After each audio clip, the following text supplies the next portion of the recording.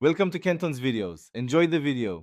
Gather a 10 mm socket, 1/2-inch wrench, flat screwdriver, dielectric grease, and a replacement mast about 22 inches long.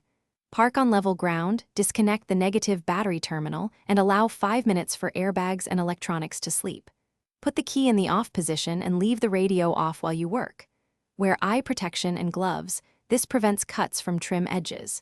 Keep a small container for fasteners. Prepare a towel to protect painted surfaces near the antenna base and to catch small parts. Remove the interior trim panel to access the antenna coax and the base, then unplug the coax connector carefully. Use a 10 mm socket to remove the retaining nut at the antenna base.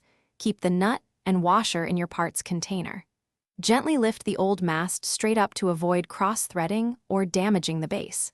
If the mast is corroded, apply penetrating oil for 10 minutes before attempting removal. Inspect the base seal and clean the mounting area with a lint-free cloth before installing the new parts.